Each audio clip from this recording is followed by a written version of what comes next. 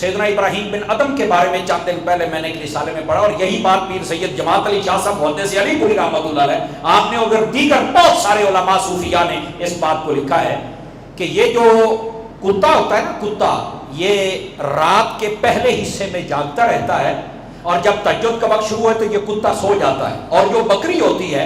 یہ پہلے حصے میں سو جاتی ہے، اور جب تہجد کا وقت ہے یہ تو جاگ جاتی ہے۔ یہی وجہ ہے کہ کتے کی نسل میں اللہ نے برکت نہیں رکھی، بکری کی نسل میں اللہ نے برکت رکھی ہوئی ہے۔ یہ تہجد کے وقت میں اٹھنے کا اتنا فائدہ ہوتا ہے، جو اس وقت اٹھ جائے اللہ تعالیٰ اس کو بھی برکت عطا فرما دیتا ہے۔ اگر اٹھ کر وہ ذکر اذکار اور تسبیحات کر بیٹھے تو پھر تو سونے پہ سہاگا ہو جاتا ہے، سمجھے؟ تو بہرحال فجر کی نماز پڑھنا یہ تو پھر ہر مسلمان پر فرض ہے نا، اور پھر کوشش کیا کریں کہ فجر کی نماز پڑھنے کے بعد سورج نکلنے تک سویا نہ کریں۔ ہاں زیادہ تھکن ہے یا بہت دیر تک آپ کو آگے کہیں جانا ہے تو پھر آرام کر بھی سکتے ہیں، تو اتنی دیر تک اگر جاگتے رہیں گے تو یہ بھی فضیلت ہے، چونکہ روایات کا یہ بھی مفہوم ہے کہ جو فجر کی نماز پڑھ کے سورج نکلنے تک سوتا نہیں نا،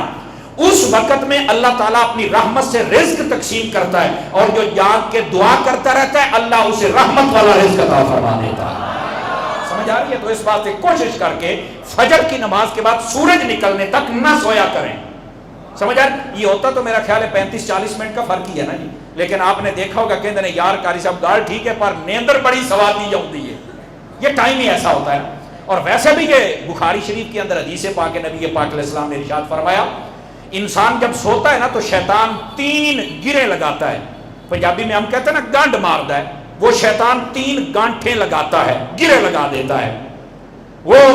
جب مسلمان صبح کے وقت اٹھتا ہے نا تو وہ اپنے بستر پہ جاگنے کے بعد جب اللہ کا ذکر کرتا ہے، اللہ اکبر سبحان اللہ یا کلمہ پڑھتا ہے، کچھ بھی کہتا ہے استغفر اللہ، تو فرمایا بسترے پر لیٹے لیٹے جب اس نے اللہ کا ذکر کیا تو شیطان کی ایک گانٹھ کھل جاتی ہے، یعنی ایک گرا جو اس نے لگائی تھی گنڈ وہ ایک کھل گئی۔ فرمایا جب وہ اٹھ کر وضو کرتا ہے تو اس کی دوسری گنڈ کھل جاتی ہے، اور فرمایا کہ جب وہ نماز پڑھتا ہے تو شیطان کی 3 گانٹھیں کھل جاتی ہیں، اور یہ شیطان کی ان گانٹھوں سے آزاد ہو کر اللہ تعالیٰ کے رحمت کے سمندر میں آ جاتا ہے۔ تو اس واسطے صبح ضرور اٹھیں، اللہ کا ذکر کریں، اور بستر پہ رات جب بھی جاگ آئے نا اللہ کا ذکر ضرور کیا کریں، سمجھے؟ عادت بنائیں کلمہ شریف پڑھنے کی، میں اکثر کہتا رہتا ہوں سوئیں تب بھی جاگیں تب بھی، اور یہ معمول بھی ہونا چاہیے۔ اس کا فائدہ یہ ہوگا کہ ہم نے موت کی نیند تو سونا ہی ہے، تو جب سوتے وقت کلمہ پڑھنے کی عادت ہوگی تو موت کے وقت جس نے کلمہ پڑھ لیا، ہاں یہ حدیث شریف میں ہے، فرمایا من آخر الکلام لا الہ الا اللہ دخل الجنہ، جس بندے کا آخری کلام یعنی وقت موت زبان پر کلمہ جاری ہو گیا بغیر حساب کے سیدھا جنت میں داخل ہو جائے گا، یہ حدیث شریف میں ہے۔ تو ضرور اپنی زبان کو عادی بنائیں، اور جب اٹھیں تو تب بھی کلمہ پڑھیں۔ اب ظاہر سی بات ہے جب آپ نے قبر میں جانا ہے تو فرشتوں نے اٹھانا تو ہے نا،